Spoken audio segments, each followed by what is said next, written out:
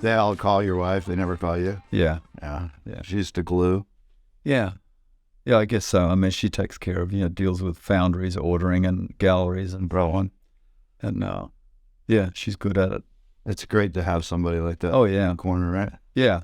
Great asset. Yeah, for sure. Because as an artist, I assume you just want to create. Yeah, I struggle. I don't spend as much time sculpting as I'd like to. I do a lot of, because I do my own patinas, so I'm out there doing patinas a lot too. And what foundry do you use for this? I use a foundry in Arlington, Texas, and also another one near Provo, Utah. Yeah, they're the only two at the moment, but some get busy and they can't get the work done, and you have to look elsewhere, and right. so on. It's always up and down. Yeah. I have Mick Doellinger on, by the way. We started the podcast. All of a sudden, the eyes glaze over, the smile goes away. Yeah. But I still on the same line of talk. So is that critical for you? Because it's interesting. I see, for sculptors, I see a lot of different things. I see individuals that are, no, I'll let the foundry do it. Others that I'll go to the foundry, and others that are like, I'm on top of what this is. It's, as I started off, I did all the, pouring waxes and making molds and everything. And at a certain point, once, you get too busy, have other people doing all that sort of work. But the patinas I had other people doing, but I just kept getting frustrated when you're there and you think this is what you want. You try explaining it to them and they don't get it, or it's not how you really expect. Right. And then redo it or something. And, I just don't want to ask them that, and they get frustrated too. Yeah, I'm sure. They said, it looks great. And well, it's not exactly how I was thinking. Not that I always get them exactly, but that's my time then, so. Yeah. And it's what's in your mind, right? Yeah. That's the color. Seems like that would have a critical component. Well, I don't want a monotone. Yeah. And that's, what I want to steer away from. And so I find a lot of patineurs are really good technicians. They understand the chemicals, the colors, the heat, and it's kind of, I think of it as kind of like cooking.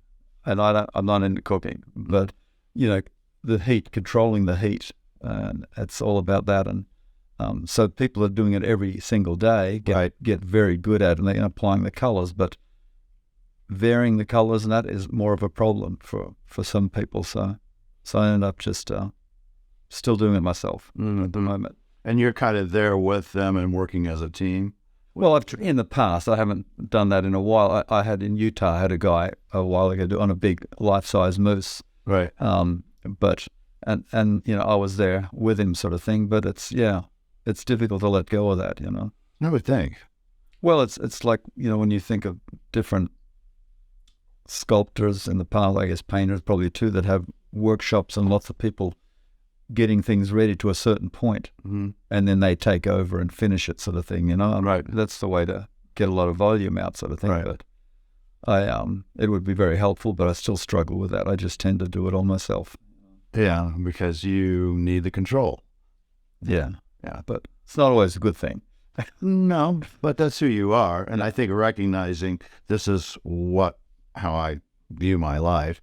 If you're going to grips with that, it's a lot easier to say, no, I'm going to be involved in the patina versus going, oh, I hope they get the patina right. Oh, because it's just going to always be that way for you. Yeah. Probably what makes your sculptures so wonderful is that you are it's not that you do detailed sculptures in that sense, but the details are everything. Yeah. Well, there's detail there with a loose, which I really like. Yeah, some sculptures are loose from go to woe, and from end to end, right. and they look great. A lot of them are just about the motion and that, right. They look fabulous. But each one has their own interpretation. So that came from somewhere, and that's where I would like to find out where that, attention to detail. I have a sense of where it came from, but I think it probably started when you were a kid, and you clearly don't have an American accent, so. That the story starts somewhere else, and that's Australia, right? Yeah, well, I was born in Germany. And my parents migrated to Australia when I was 18 months old, so I don't remember anything about it. Never met my grandparents, anything like that. So I was very young when I got there. And And why did they go from Germany? This is like mid-50s kind of thing? 54? 58. Yeah, the ship they left on in the Indian Ocean burnt and sunk, so we're in lifeboats and that. What? Got picked up. Glad I don't remember it. How old were you at that? 18 months old, so I don't remember it. So the ship that they were migrating from Germany to go to Australia got a fire in the Indian Ocean. Sank. And it sank. So people in lifeboats that got picked up by, I can't remember whether it's an oil tanker or some other Italian cruise ship, got taken to Yemen, and then for another ship took them from there to Colombo, Sri Lanka, and then from there they went around the bottom of Australia, and they were put in like a, I think the place was called Bonagilla. It was like old Quonset huts. Mm-hmm. Must have had something to do with the Second World War, but they were there for, because everybody's like, they're immigrants, but they were like refugees because they had nothing, when they landed there, Yeah, and your parents, your dad go through, clearly he went through, and your mom went through World War II, right? Yeah, they were only kids at that time, yeah. Even so, though, I mean, where in Germany were they from? I was born in Karlsruhe, and so most of my, it's Bavaria, the southern Germany, And that's an amazing story. But my father, his sister, one of his sisters, went to Michigan. She married a guy from the Air Force that lived in Michigan, and so he was either wanted to come over here or to Australia. And then another friend, he worked for the for the U.S. Army as a what do you call it here? Tool and die maker. Mm-hmm. This was your machine shop, yeah. And then he had a skill. Yeah, and then a friend of his went to Australia, and the Australian government was trying to entice immigrants, Europeans, to come over, skilled immigrants. Yeah. So that's how they went over there. But so that was that. But that was that. But I mean, that's to start your life off in a new country, having just barely. Well, I don't remember it, No, but they did. I came. That still would have affected you in ways. I mean, or did they ever talk about that? Not too much. Yeah, no, sure not. No. But So in your mind, anyway, you're Australian 100%. Yeah. Well, my three younger brothers are Australian. I was the only one born abroad. They used to irritate me. Yeah, I bet it did. I bet it did a lot. Yeah. I'm sure they use that on you occasionally. Yeah. Yeah. So,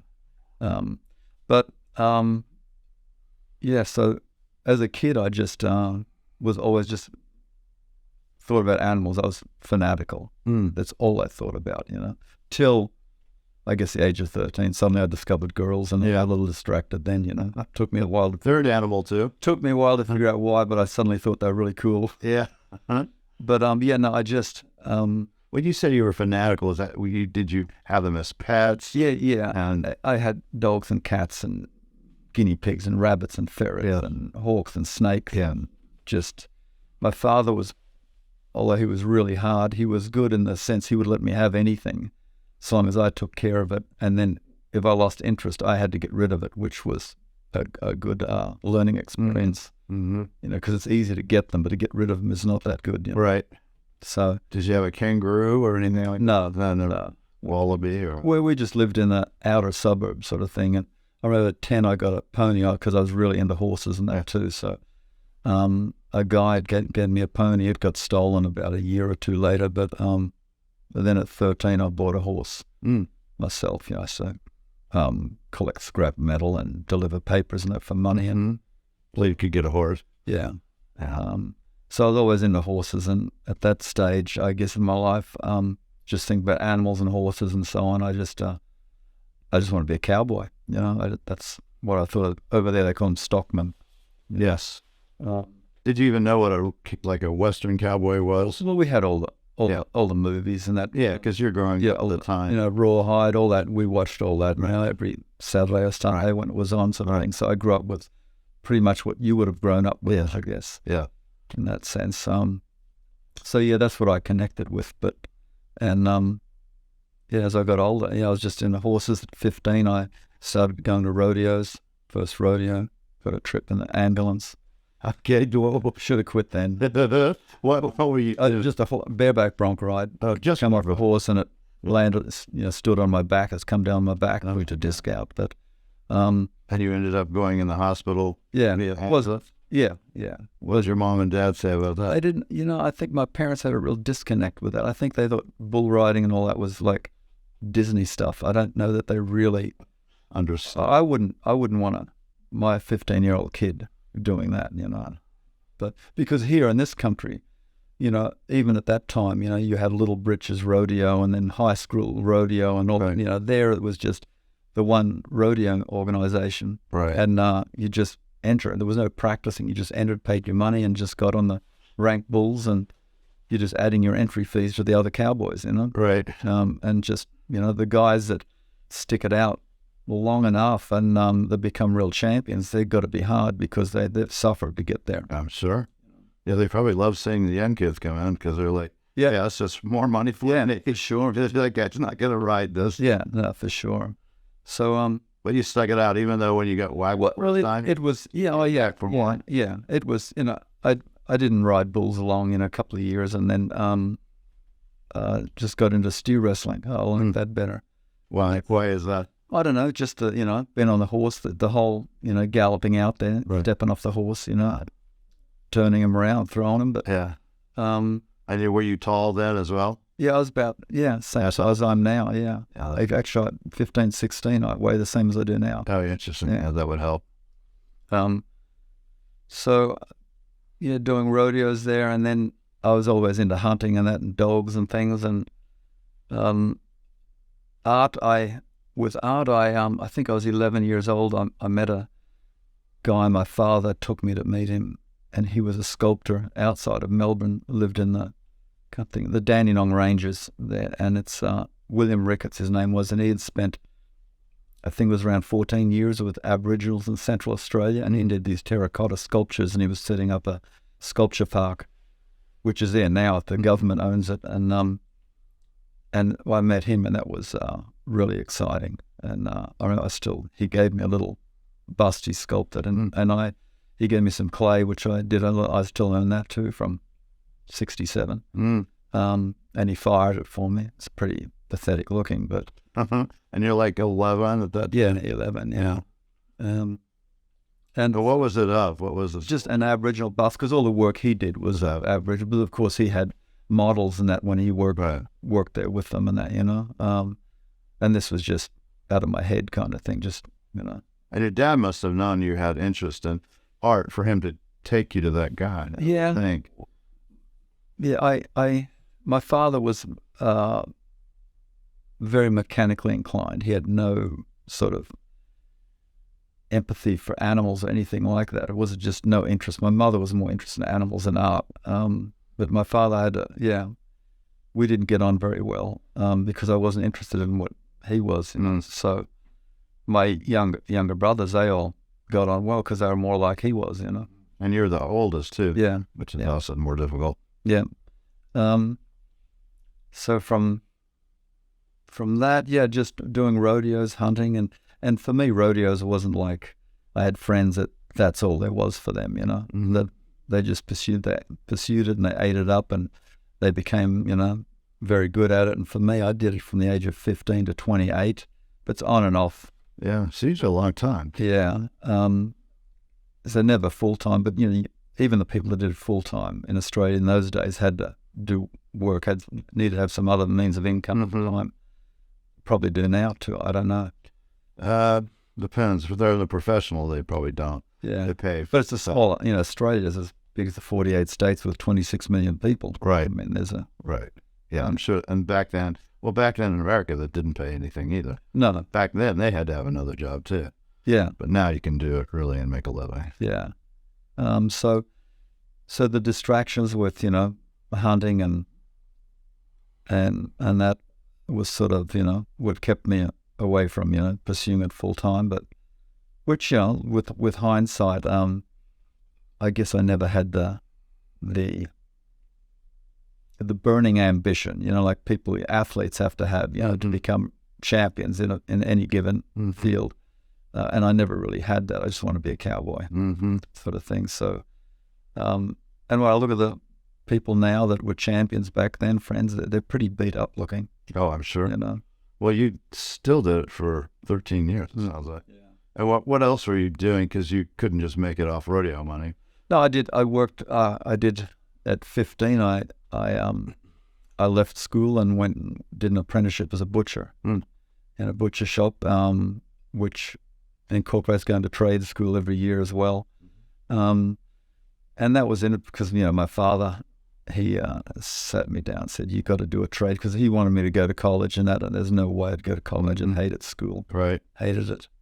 I think. I had no idea. I thought college would be more of the same, and I couldn't stand that. Now I understand it's not. right. And I remember listening on a radio interview a few years back with Quentin Tarantino, and he left school at 15. Yes. And he said he hated it too, and then he understood that if he could have got to college, he might have liked college, But he wouldn't have been Quentin Tarantino. No, maybe His working in that video store allowed him to see every movie and think and do introspective searching, just which I'm sure happened to you as well. Yeah, well, we all have our own way, own direction, I guess. But so, my father's listing off these different trades, and these are 4 years apprenticeships, and electrician, plumbers, and that, yuck, And then he mentioned butcher, and I thought, I used to love it as a kid, going in the butcher shop with my mother, and so you used to have sawdust on the floors, the smell of the sawdust, and then all wooden chopping blocks and deer carcasses, sheep carcasses, lamb carcasses hanging on the rails and that, and all the bones and the anatomy there was always fascinating to me even then. And I thought that, so then that's what I did, went and got a job doing that. When I finished that, I was around 19 and didn't want to work in butcher shops anymore, so I went to work in meat packing plants where you get paid by boning out beef and sheep, and that you get paid by the piece, not by the hour. Yeah, so the faster you are. Yeah, so you obviously coming from a butcher shop, you don't have the speed, so it's it takes a while to get there. But then I did that till I was 28, pretty much. Yeah, from 19 to 28. Yeah. Yeah. So that also really prepared you for what you're going to do with animals. Well, it's a huge amount of dissections, in the hundreds of thousands. And I was 22, I think, in 79. I came to California, met a guy in Australia at a rodeo who was from California, and he went back to California. So I came over to Northern California and to do some rodeos and that, and just experience the place, and did that. I was there for nearly a year, and then I met some taxidermists, and I was always fascinated with that, going to natural history museums and that. Sure. So I ended up doing some work for them, skinning out deer heads and birds and things because I could use a knife. But so that was the one skill I had. I could use a knife at the time. Yeah. But I remember, which turned into sculpting tools later on. Yeah. Well, you kind of think, really. Yeah. It is. Mm-hmm. It's fine detail. It's fine. Yeah. Well, anything you use a lot. There was a boning knife with a 7-inch blade, but it's like an index finger when you've used it that much. Yeah, of course. At that point, I remember skinning squirrels with a 7-inch blade, and people think, how can you do that? They use scalpels, but when you're that familiar with that, I could do that, but not if I had to do the same thing again now, I probably wouldn't. But so it was just went from there. But it did help me with sculpting. When I did the taxidermy. In this country, still even now, there's no good supply companies in Australia, if any. There might be some starting out now, but there were taxidermy supply companies, and people would just measure up a deer neck or something of the length of the face, and they just order a form, a left turn, right turn, and mount the tanned skin over the mannequin. And so in Australia, I couldn't get them, so I had to start making my own, and no one to show me how to make them. It's just winging it, just figuring it out, and just lots and lots of really bad, horrid things I've put together. But just gradually, over the years, you start getting better at it and learning more. And it was just wiring skeletons together, and putting clay all over the skeletons, and then making fiberglass molds that I could pour polyurethane foam into. Mm-hmm. Some early on, I would even carve out of polyurethane foam or styrene, just carve the whole form. But it did help later on. Oh, I'm sure. Did you feel that creative kind of juice when you're carving these things out of the foam? I'm looking to get to that end point. Having that skin on is the fun when you get that skin on, arranging the skin around the face and the ears and eyes and nostrils and seeing that. Yeah, it was very exciting for me at that time. Yeah. So yeah, that was the motivation. As I got into, over the years, sculpting more mannequins and that, and then I really liked sculpting better than the rest of it. Yeah. And then fine art, I did a few little bronze sculptures and that. At the time, my ex-wife, she started sculpting first, bronze sculpting, and I'd sort of sometimes, help her out with things. She'd say, like the hindquarters or something, a steer and that, and, because I cut so many bones out of them sort of thing, I'd know exactly where they're connected to that. And then I thought, I got interested in it, so started doing that, and it just sort of went on from there. But it did help me a lot, and I don't know how I would have got there in another way. When I look at, there's some great sculptors out there that don't have that sort of intensive internal background, from the inside out, that do really good work. Their anatomy is really good in that, but they're looking at from the exterior, and I don't know if it's because I've always looked from the interior, whether, but I kind of think that I might struggle if I didn't. Yeah, I'll say it completely differently, I'm sure. Yeah. Rich Loeffler, do you know Rich? Yes. Yeah, he was a taxidermist. I don't know if you know that. Yep. Yeah. I'm sure you would have lots in common. Yeah. Approach a subject. Yeah. Yeah, he has a lot of good, his anatomy is really good too, yeah. Yeah. You probably can catch that immediately when you see a sculpture that doesn't have it quite right. Sure. Other people. Yeah.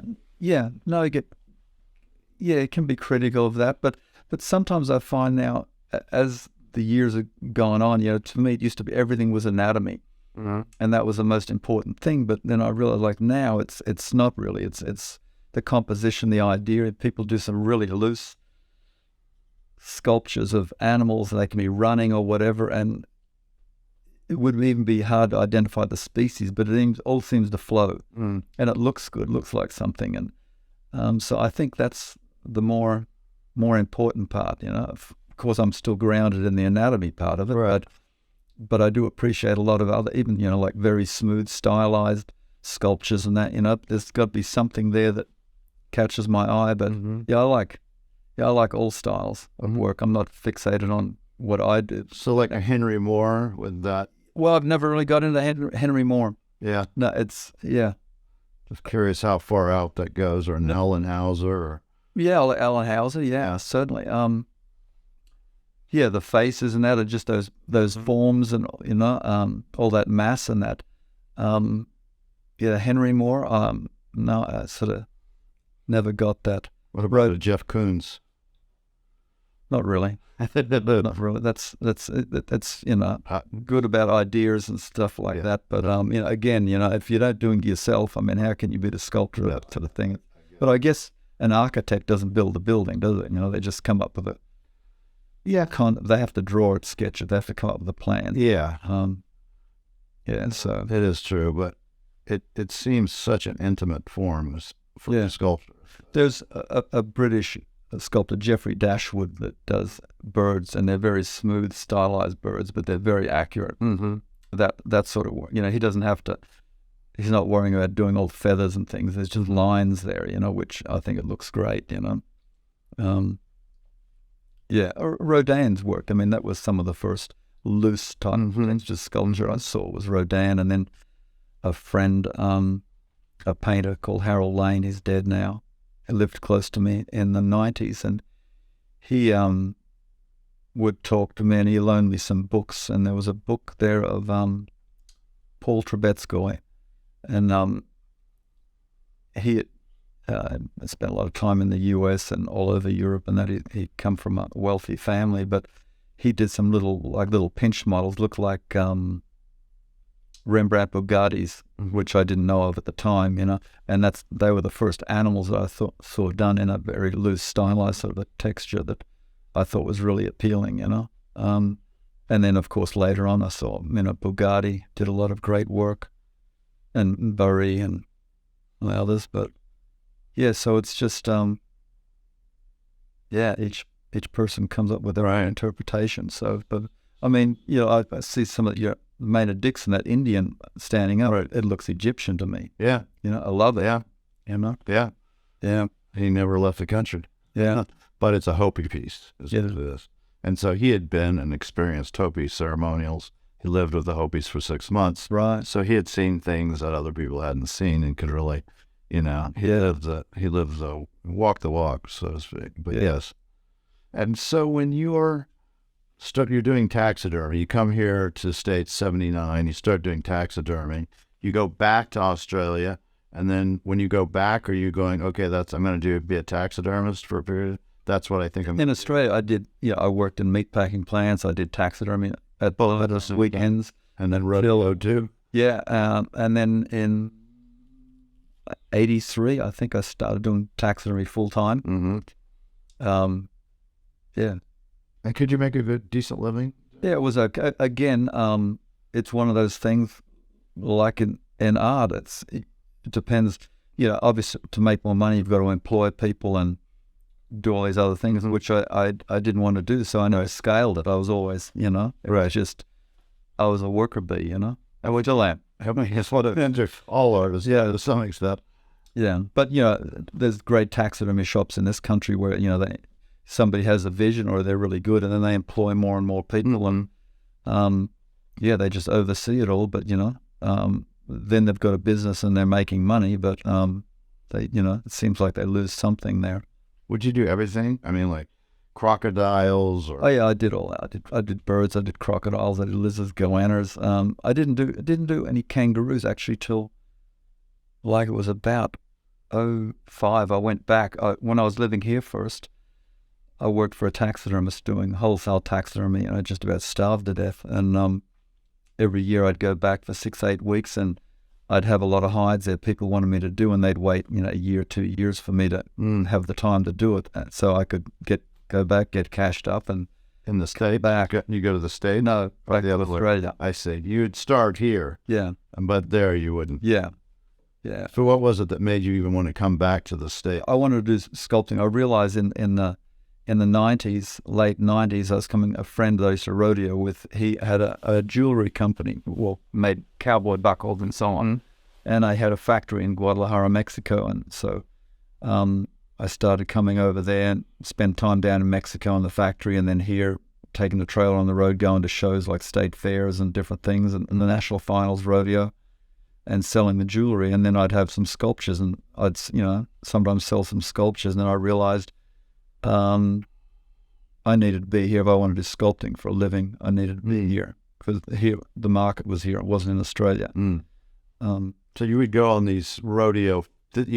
You're with your friend. He's selling jewelry, and you're and sometimes I'd be on my own. Yeah, he had other trucks and trailers. And how were you doing? Animal sculptures? Yeah. Okay.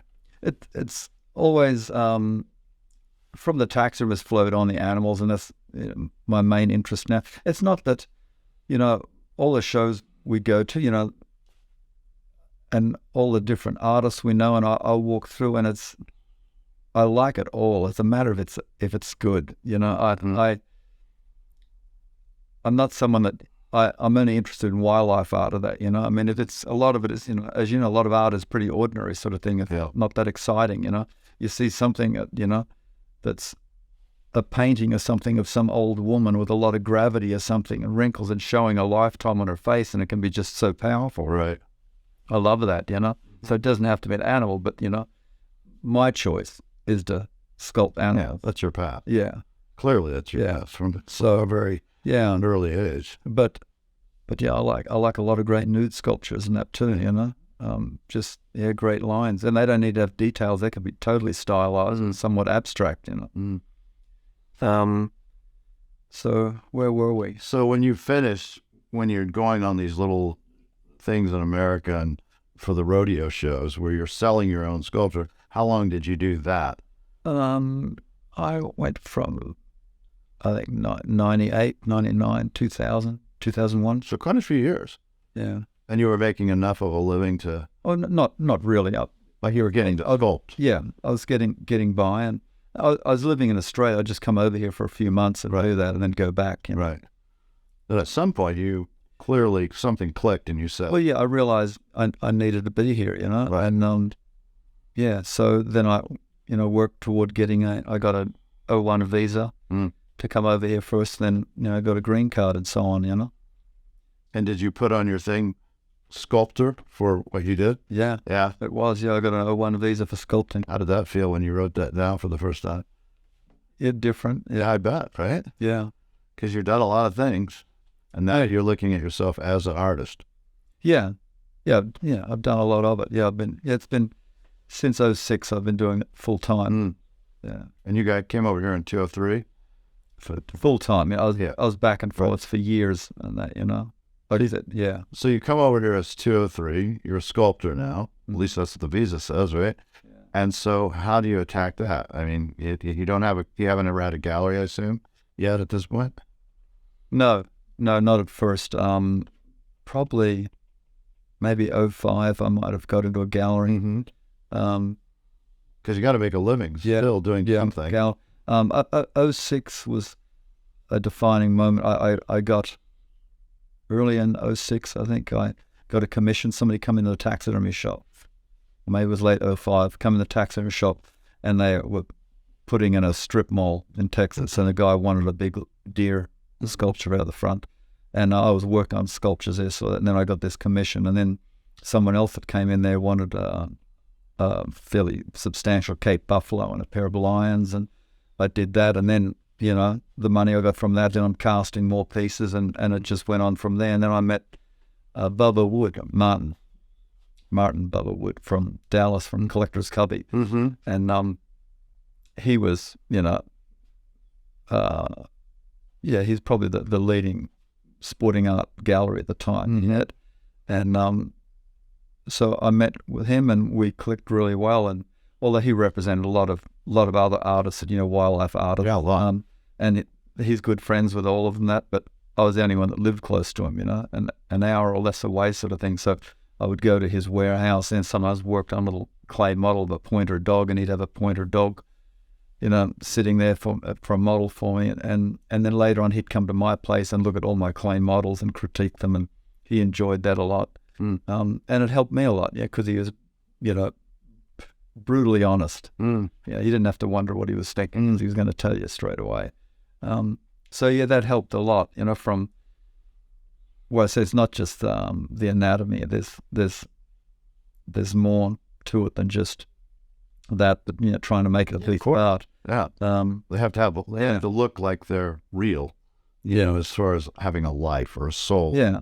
And you can know all the anatomy, but if you can't bring the soul through. Well, gravity. I mean, you look at animals like a buffalo, you see something sculpted, looks like it's up on its tiptoe and has no gravity. Well, it's just not, something could have less anatomy sort of thing, but just shows all that volume and mass and gravity that these animals have, and it's a winner, And you ended up, when you first came to America, you ended up in Texas right off the bat? Yeah. Why Texas? Well, a friend of mine was living there, so then I met some people there, and that's why I ended up there, And you were single at this time? Mm-hmm. Yeah. I started dating a girl in Fort Worth at the time, yeah. Yeah. And yeah, so it just went on there. It just sort of snowballed, I got in more galleries, and So that one dealer, though, really made a huge difference for you. yeah. That's interesting. Yeah. Dealers can do that if they're good dealers. Yeah. Which has happened with lots of people, I guess. Somebody looks at what you're doing and says, this is pretty good, so, but yeah, it helped a lot. Mm-hmm. So you got in there, and had I knew of him earlier, I mean, I should have gone there sooner. Uh-huh. Yeah, but how do you know, right? You don't know what to know. You don't have there's no roadmap. No. At all. And you probably didn't even know that many artists. No, but yeah, but we ended up good. We're still very good friends. I mean, he's in his 80s now, and it's all, he's not very active, but it was a defining moment for me. So it helped a lot. Do you remember when you sold his first piece out of the gallery? Straight away. Yeah. Yeah. He had a miniature show I think the following week, and he said, I'd like to put this in and just see if it sells, and it sold. And then I wanted to give him some African pieces, and he said, this has got to be the worst gallery in the country to sell anything African. I've tried it before. Yeah. And anyway, he liked me, he tried it, but they sold, so. They did so. Yeah. And that's such. Interesting. It sold pretty much everything. Do you find that, this was the question the only question I had in my mind to actually ask you is, do you find that your work sells anywhere, or is there regional aspects? Like you go, well, I can't sell this in Tucson, but I could sell it in Jackson Hole or wherever. I have a lot of collectors in Texas, and I don't know that it's just because I live there, because there's Texans in Bend, Oregon will buy my art, and then I've sold to Texans in London, which seems weird. So yeah, there's Santa Fe. I find is a market that is, it's all over the place, because people coming from all over the world and all over the country there. So it's kind of unique in that sense. It's nice. Like you can fit anything in there, right. Kangaroo, for instance, whatever. But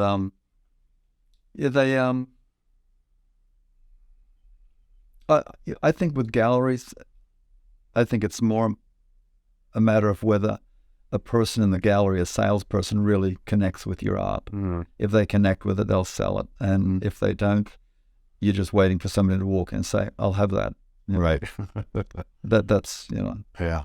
I think that's how it works. Yeah, I mean, it seems like for me that things are Southwest related. Animal sculptures I do better with than I would, like you said, a Cape Buffalo. Sure. But I could be wrong. Well, you just never know. I mean, you have somebody come in. A lot of people travel to Africa, Australia, America. There's so many hunters that go overseas and other people just on, safaris, where they're in buses touring these national parks and that. And,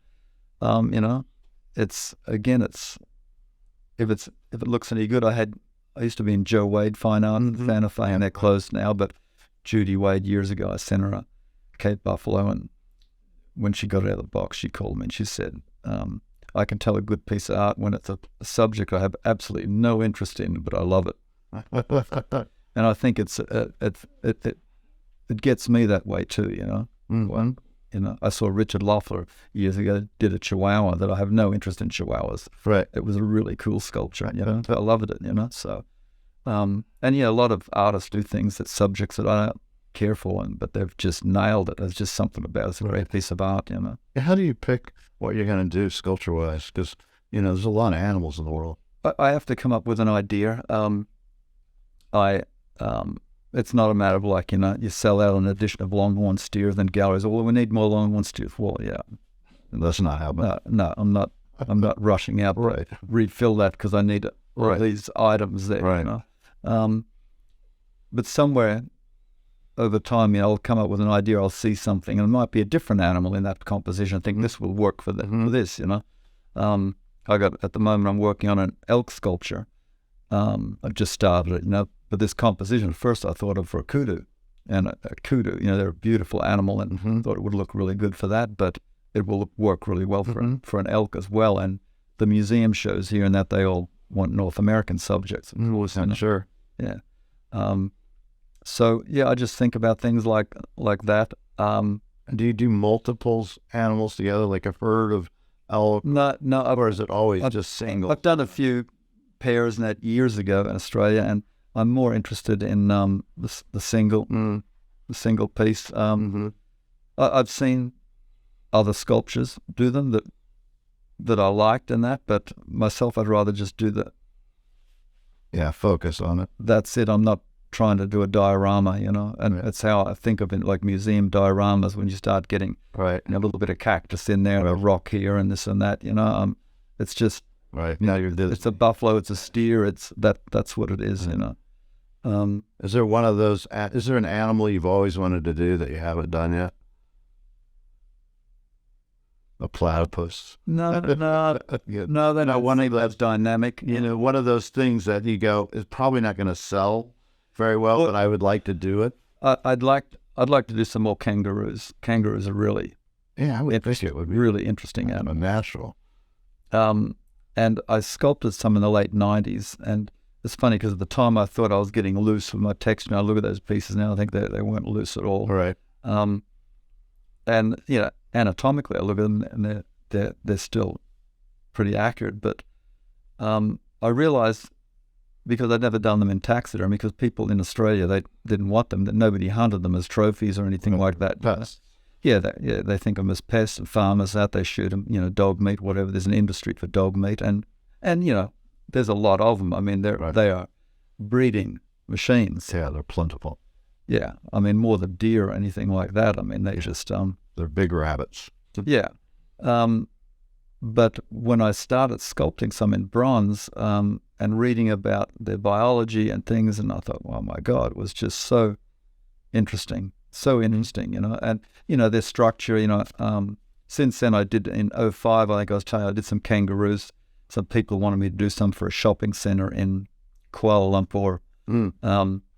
And they wanted these kangaroos there where they'd photograph them with, they wanted a pouch on them so women could put their kid in the pouch and get a photo taken. Yeah. And this was supposed to be a great idea. Anyway, so I went, collected these kangaroos, 5 of them, I think it was, and had to get extras to build a pouch on, because these were male kangaroos to make it big enough. The females are way smaller, so they had to be big male kangaroos, but putting a pouch on them so they could put a kid in, sort of thing. But sculpting the form for that was really interesting. I mean, because, and I had boned out lots of them, lots and lots of them for pet meat, and, because they've got collarbones like humans, and the whole chest, the anatomy looks like a man, and the biceps and that. I mean, it's, right. Yeah, I have some death masks at home of that. People are very surprised when they see that, what a kangaroo looks like, because you'd think it was a small man. Yeah. But they, there's a lot you can do with kangaroos. There's so many, like with primates, there's a lot you can do, but kangaroos are so unusual. But it's an animal that people can't, unless they have them as pets or something, or they work in a fauna park somewhere, they wouldn't realize some of these compositions that I would like to do. Right. They'd think this is totally weird. If you think of people here that like horse sculptures, and you have horse sculptures in the galleries, a horse trotting along, and a horse is a beautiful, elegant looking animal. It has everything, all the components, like beauty, speed, power, grace, it has it all. But if you did a sculpture of a horse like trotting along like a stallion with his neck out and just snaking, his head snaking with the ears laid back, people who aren't horse people or haven't seen that would think that's weird. That looks really odd. They wouldn't like it. Someone else who's experienced with wild horses or something, watching them and that, or with round studs and that, would think that's interesting. Mm-hmm. But your market is really small, right. Same as with kangaroos. Give that one to your gallery that sells the most and say, yeah, how about it? Let's see how you do it. Yeah. So, I would think as an artist, though, you'd want to tackle these kind of projects occasionally just because they interest you, even though financially they might not do great. Yeah, but sure. You just go, oh, this is a subject I just want to try to see if I can do it. Yeah, most people connect with classic I would pieces, I mean, it's a given sort of thing. And I remember Bubba Wood, had different ideas, and he'd just look at me, his eyes would roll, I said, why? I said, he said, what about just doing a classic? I said, it's been done to death. He said, just do it better. Yeah. Just do your version of it, sort of thing, And, that's true too. But, but as an artist, you're always looking for something a little different than that, And it can come down to, even with a classic pose, doing something different, subtle differences where a lot of people may not notice, the weight-bearing leg in the front, and if they're leaning or something, just little subtle things that some people pick up on and appreciate, and a lot of people, they wouldn't notice it, but they just like the overall piece, I think it would be fascinating to go to a museum with you, like the Wildlife Museum in Jackson Hole, and have you walk around and tell me, okay, look at this, look at that. This is why this is unique. Haven't seen that, or, oh. Well, I think with everything, when you explain different artists' work to people that are unfamiliar, and then the more they learn, the better they like it. I mean, it just becomes more interesting, Mm-hmm. So it does. Would be for me. Yeah, for sure it does, I find with different animals that you said about coming up with ideas, I can think of one thing, and then as I'm thinking of that, it's like titles, then you get to another one, and you come with a big list of ideas. I can see something, and have it in my mind, and it's just stewing there for days, weeks, months, and in some cases years. And then sometimes I'll come up with a different spin on it, and I tend to think like when I was a small child, I'd be on the floor on my hands and knees pretending I'm an animal, pretend I'm a tiger or a lion or something, or a bear, and move around like that. And I'm pretending, and I do that subconsciously now when I'm working out a composition.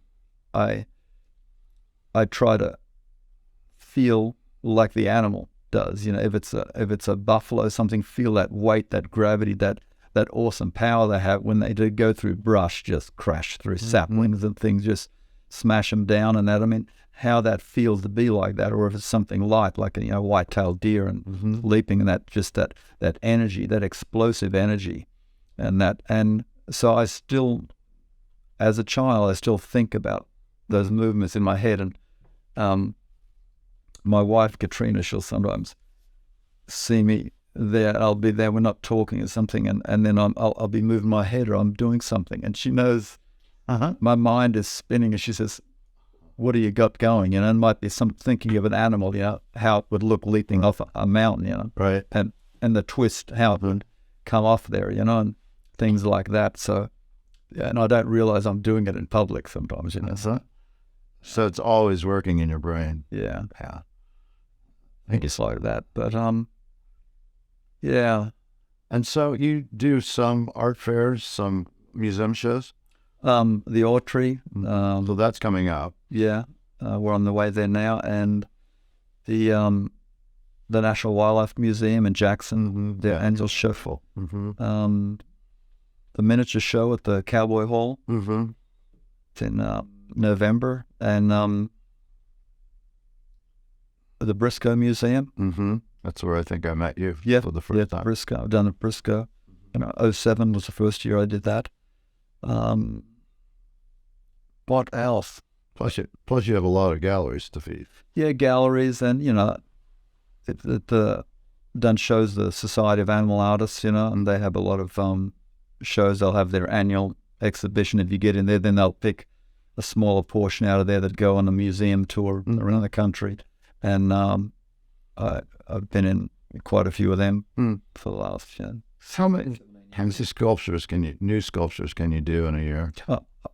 I'm only doing 3 or 4 at the moment. I used to do that 7 or 8. Yeah. And I could do more. I'm not trying to do more. I'm trying to do it better. Yes. So I'll have something done, but I want to look at it, stare at it.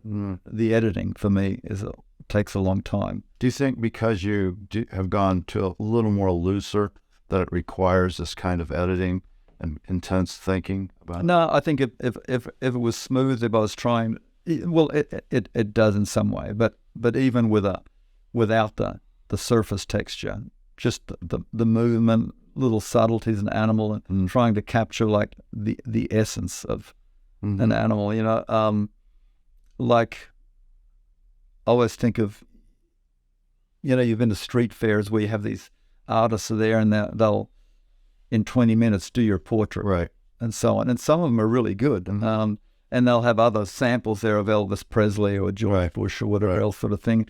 Some are so detailed, and you can recognize who it is, and then some can, like cartoonists can do a caricature, a few lines, and everyone in the world would know instantly that's George Bush, and someone can do all this detail, and who is it?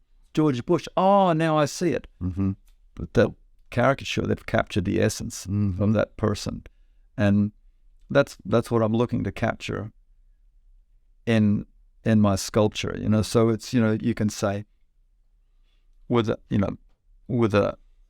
deer, what is a white-tailed buck? You can have a young buck, you can have an old mature buck, and then it's just capturing what the animal is about, sort of thing, not just a little cute doe. Right. the does are beautiful. When at home, we have them there, and they're very quiet. Because I talk to them a lot and can walk around amongst them and that, and they're there. So I've got fabulous reference of white-tailed deer there, and in the summertime in the red coats. I mean, they are so slick. I mean, it's like the deer version of a thoroughbred horse.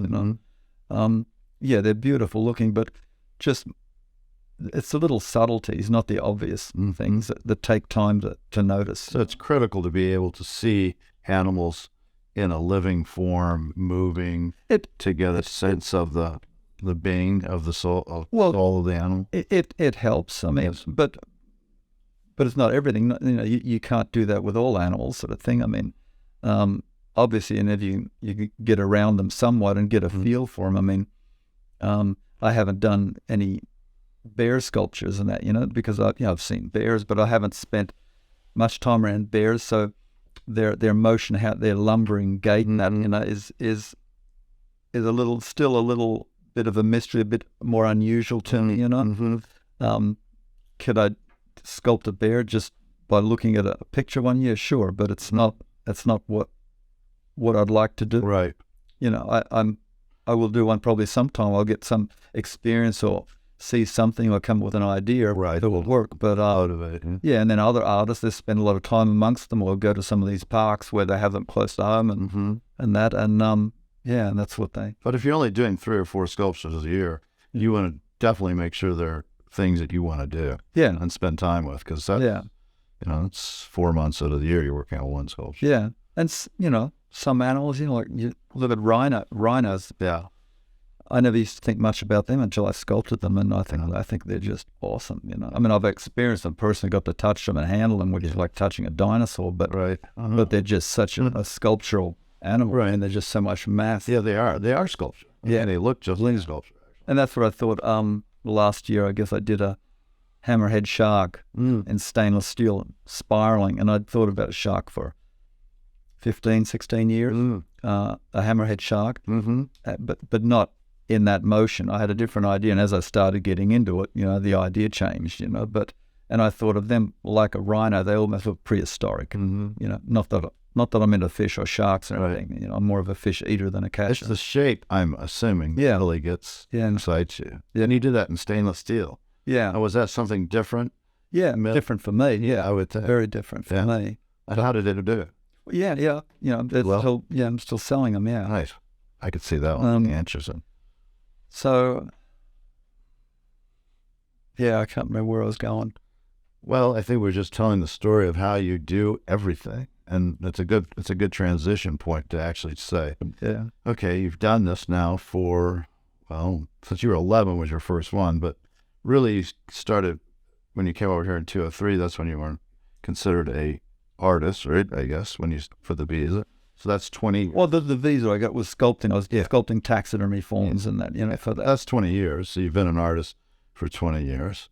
What would you give advice-wise to, especially somebody who really is interested in sculpture, that may be just kind of starting off? Could go to workshops. If artists have workshops, I mean, go, find artists that you like, and go to their workshops. And I think that's the way to start. I mean, a great way is, if you could find a mentor, but that's hard to find. But, sometimes, finding a mentor might be a matter of going and offering to work for somebody, help them for free, just to learn some things, sort of thing. But with that, the mentor can't be spending his whole time just teaching you. I mean, that's, but I think that's the best way, it speeds things up. I mean, I've gone a long way, for sure. Wow, it's taken me decades.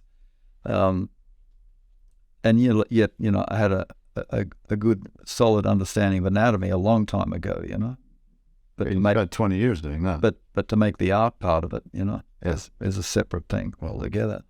And your mentor, in some respects, was the dealer. Yeah, well, he's not an artist. His critiques would be, he'd walk in and say, head's too long. Well, it's not, because, in some case when I started, I would just, everything would be by scale. I'd have measurements of, say, a life-size deer or a skeleton. So I know So, but in this instance, I was told, and I've mentioned many times, he said a white-tailed deer head was too long, and then I said it's not. He said, well, it looks it. So well, that's different, And then I realized the line of the mouth, the lip line, was too short, and suddenly when that was lengthened, suddenly the head comes in proportion, and it's just an optical illusion. And there are things you have to watch out for in three-dimensional art, is the optical illusions. Sure. And I guess some artists some painters can have issues too, like when someone has a photo, it takes a photo of an animal, and it's walking, or it's just stepping, or it's about to turn around, and it's an awkward motion, but there's nothing wrong with it in their mind because it's a photo. It is that animal. There's nothing to doubt. There's just nothing to doubt. Right. And it is. But it's awkward.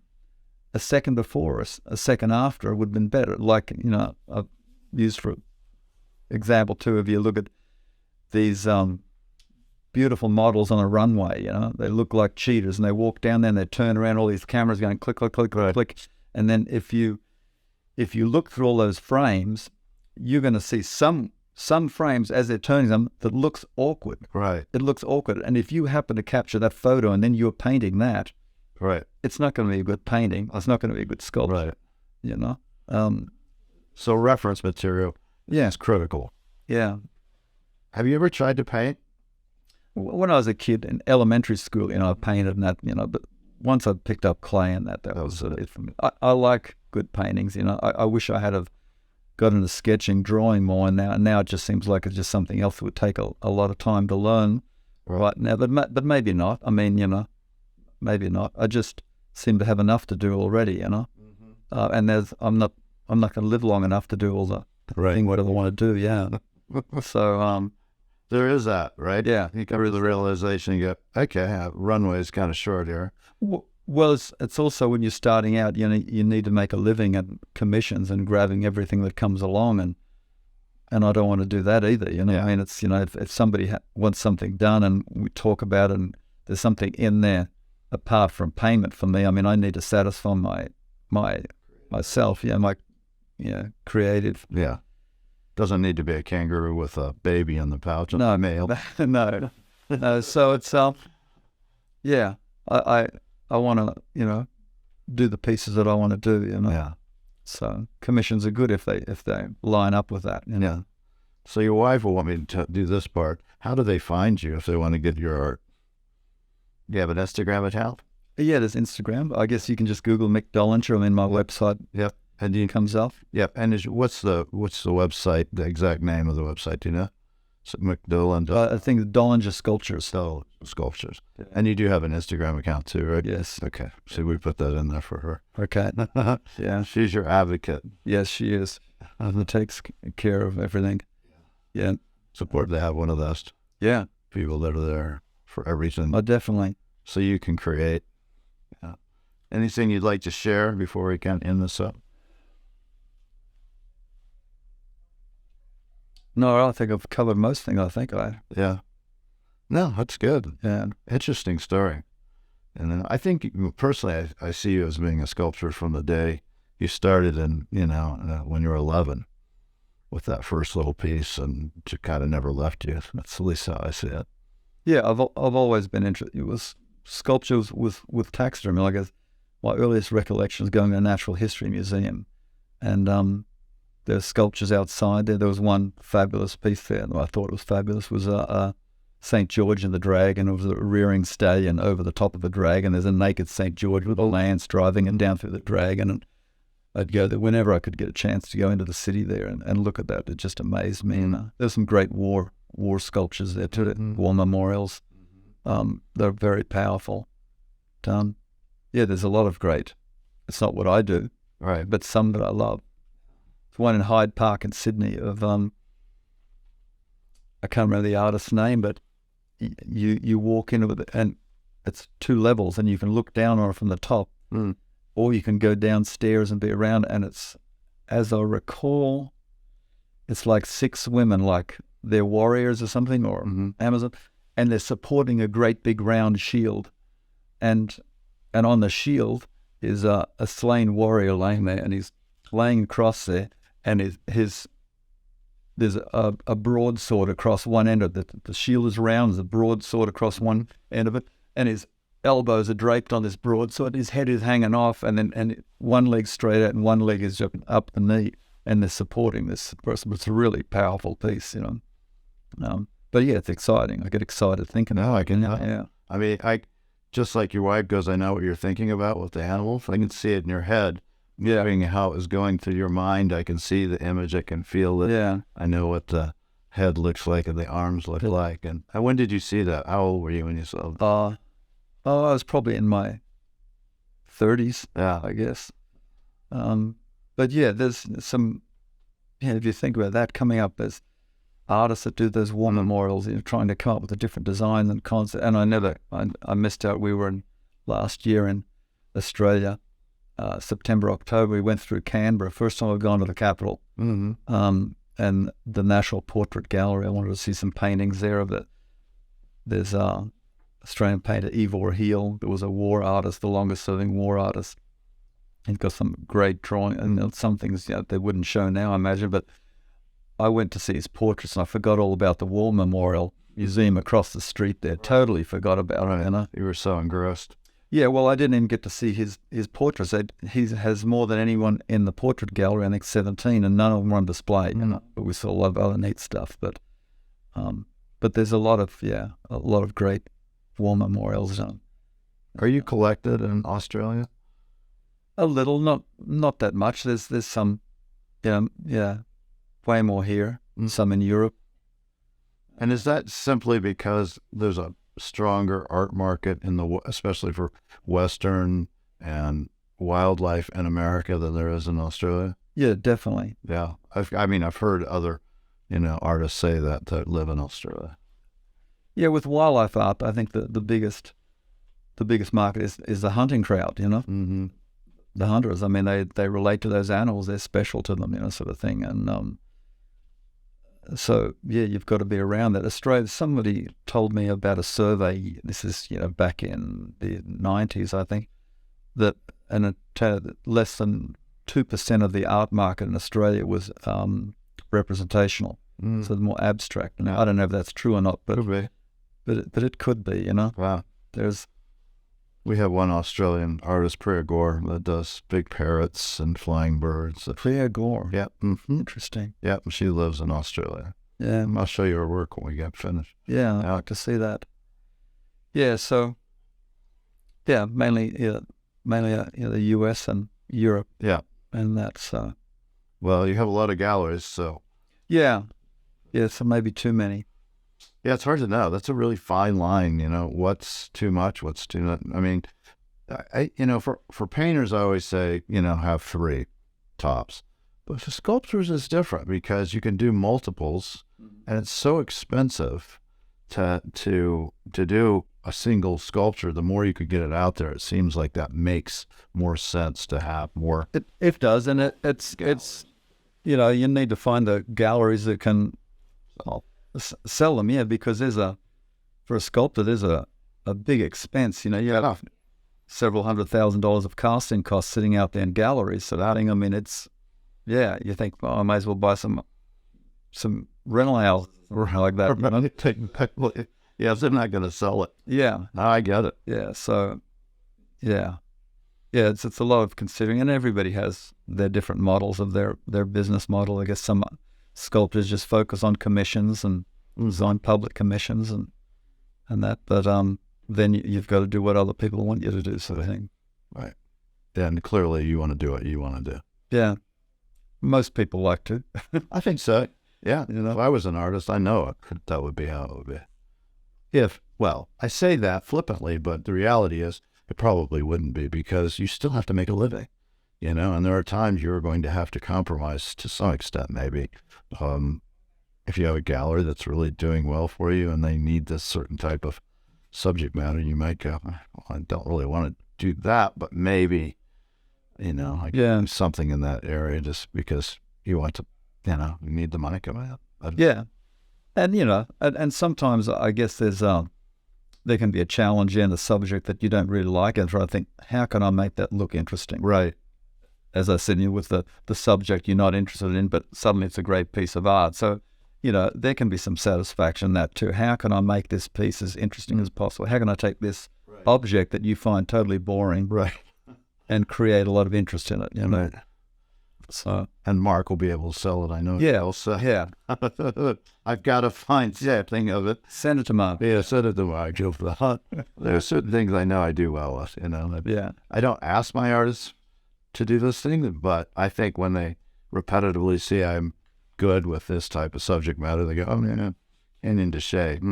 Yeah, Mark might do well with that one. Yeah. Better than maybe someone in Montana. Well, you have a great eclectic mix in there. I mean, it's very interesting. Yeah, I have a wide variety of interests. Yeah. Yeah, I've always thought if I was in the position to put together a large collection, boy, it would be really eclectic. Yeah. It'd be all over the place, Yeah. Yeah, and it works together. Yeah. You can put completely seem serendipitous objects that you go, this shouldn't work together, but wow, they do work together fabulously. Yeah. I mean, just if you go out and see this rodeo show, you have Maeve Eichenberg's, acrylic saddles next to a real saddle, next to Lisa Danielle, who does very tight, realistic work. Yeah. Of a saddle.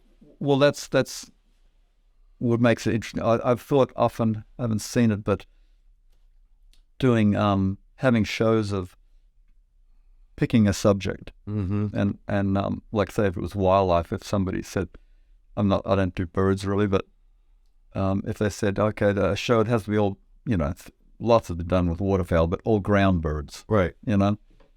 Turkeys, emus, ostrich, whatever, and every artist has to do a ground bird, or I've thought a good one like with some group like the CAs, if they went on field trips to Mexico, Argentina, Australia, where there's big cattle empires, and could take their photos and sketches and visit some big ranch, come back and have an exhibition of ranching empires, right? Just the different tack, how they handle it, because all these people, whether they're gauchos, they didn't use ropes like here and that, but they're very effective. Whatever system they developed, however it just organically happened, is very effective in how they handle their livestock and that. In Australia too, like here you have the Western saddles, come from the Spanish, from Mexico. I don't know that they had them in Spain or whether it developed in Mexico, but and using the ropes in Australia was the English, and they had a version of an English saddle with the big bat ears, a stock saddle, and they used whips and different things, and you think, well, how do they, handle an animal? How do they throw it down? Well, they throw them down by the tail, somewhat like they did in Mexico. But there's all these different cross-pollinations there, sort of thing, and I think that'd be interesting to see that in a show, Might have to do it. Yeah. Well, Cowboys of the world. Yeah. Well, you always think of, there's just so many, so many different things that you don't see out there, Yeah, that's the fun part of doing it as a gallerist, that you can do these kind of shows. And sometimes I've done shows that I knew were potentially could not do well financially, but I just didn't care. Yeah. Like, I still want to just try it. Yeah. See how it goes. Yeah. For me and for the artists as well, because sometimes they go, like the Moyers, John and Terry Moyers do fantastic Hawaiian material. Yeah. They're not, I love it. But they're fantastic. And we did a Hawaii show. It's all Hawaiian material. Yeah. And it was successful, but who knows what it's going to be like when you... But if you don't take the chance, you could miss out on something really great. Yeah, and we had a great time. We had Hawaiian dancers and food, and, it was just an antique early Hawaiiana material like calabash bowls, and then they're beautiful, paintings of hula girls. And I didn't realize Joseph Sharp spent time in Hawaii, and I did a commission for some people in Hawaii. It's a dog sculpture at a school there, but these people we stayed with, and they had Joseph Sharp paintings there on their walls. And yep, I've got one out in Lydia right now. Yeah, I had no idea. Yep. George O'Keeffe did too. Yeah. She went there and did a whole series of Hawaiian stuff. Yeah. It's magical. Yeah, no, I like all that. What's the other? Nini Goose for you would be a great one. I don't know who that So a Nini goose is Hawaiian's only goose. It's a native goose. Oh, yeah? It's a very interesting looking animal. Yeah. Oh. So you have to take the trip over to the big island to see Nini goose. Right. Yeah. Sounds like a terrible thing you'd have to do. Nini goose. Yeah. Yeah. But no, look, I think it'd be good to see a lot of different shows. Yeah. But I think when you see artists, a group of artists all coming up with their spin, of a similar subject, would be interesting. That would be fascinating too. Yeah. Yeah, I like that idea. Well, we think sympathetically, I think, on that. Yeah. Very much so. Yeah. Well, would you like to go get some Mexican food, maybe? Sure. It may not be Tex-Mex, but might. That's okay. But it's Arizona Mexican food. I'm sure it won't be bad, yeah. Mick Doellinger, I love having you over here. Thank you for taking the time. I'm a fan of your work. And, he's got lots of galleries. Go to his website and you can find all the different galleries. And can they get things directly from you, or you just work? Yeah. Yes. So go to the website, his website, or go visit all the different galleries that he represents. Or go see some of the shows. I don't know when this will air, but should be out by the time the Archery Masters is still going on, so you can see stuff then too. All right. Thank you. Thank you. Appreciate it. Yeah, let's go eat some Mexican food. Okay. Wasn't that bad, was it? No.